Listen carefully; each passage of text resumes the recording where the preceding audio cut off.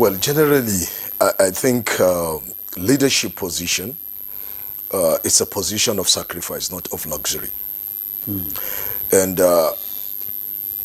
if there is anything that our leaders should use as a standard for gauging their own existence in the position of leadership, is the transient nature of leadership and what it comes with of responsibilities.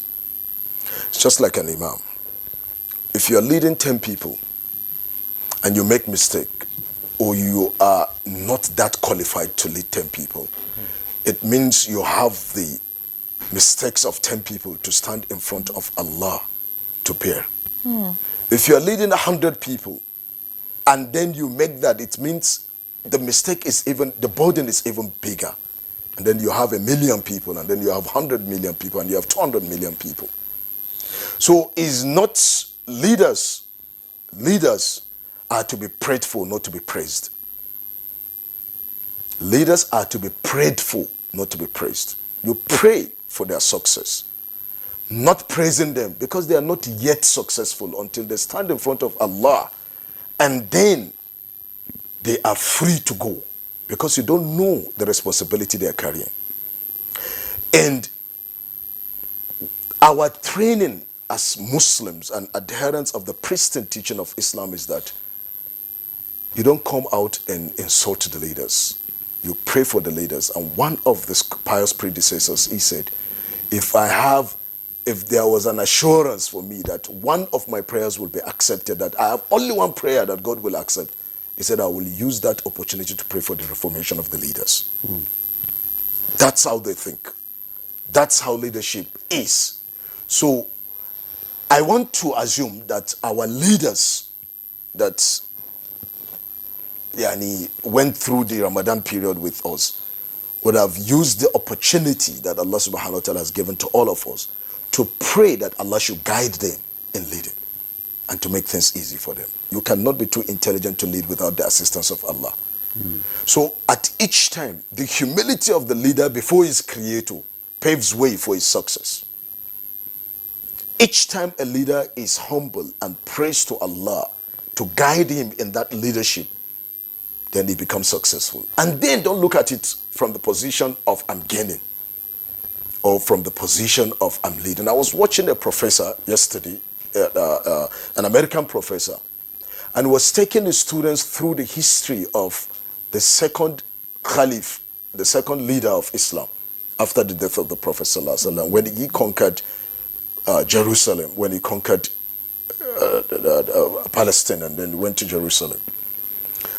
The representative of the Pope then that was there, he came out with his regalia, gold chains and other things, and he saw the leader of the Muslims holding the reins of the camel that his servant was on because they were taking turns. And then he was wearing clothes that were patched clothes. And then he felt so embarrassed that you are the leader of this army that conquered this region, and then this is how you dress. They understood leadership to be a burden. It's not something of luxury, honestly speaking, if I were to speak the honest truth. So when leaders start looking at it from that perspective, that it's not about personal gains. It's not about building my people. Everyone is your person.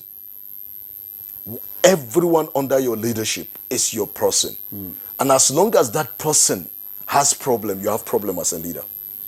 But if you make effort, Allah subhanahu wa ta'ala says, وَكَانَ سَعْيُكُمْ مَشْكُورًا. On the day of judgment, it will be said to those people that will go to heaven, may Allah make us in, your endeavors are well appreciated. It is the effort. You cannot be able to satisfy all Nigerians. But that sincere effort that you make in ensuring that there is ease and people are living in secured environments with that fear of God in you, it's what Allah will reward. وَكَانَ سَعْيُكُمْ مَشْكُورًا. So look at leadership as a burden, not a luxury. Leadership as a burden. That is, leadership is service. It's service. So when the leaders look at it from that perspective, the leader will not go to bed comfortably if he knows that Something is, but and that is not theory. It is something that people have put into practice. Okay. We've seen it demonstrated. I made a presentation on TEDx some years back, 2019. And I gave example with Mandela. I gave example with Mahatma Gandhi. I gave example with Tafawa Balewa in my TEDx talk. And I was saying that look at the way they lived. Very ordinary life they lived. I picked up the picture of Tafawa Balewa drinking sugarcane with two of his kids seated. Mm-hmm. And the house that Mandela was brought up in, he didn't have the need to renovate and to break it down. And then Mahatma Gandhi, when he left this world, what he left behind. And then the Prophet of Islam as the leader of all. Do you understand this? So it's something, it's not something of showing that, yeah, I have to exercise the absolute power that I have. The Prophet ﷺ saw Abu Mas'ud al-Badri. He was about to hit his servant. And then the Prophet held his hand from behind. And he said, Wallahi, Allah has more authority over you than you have over this servant of yours.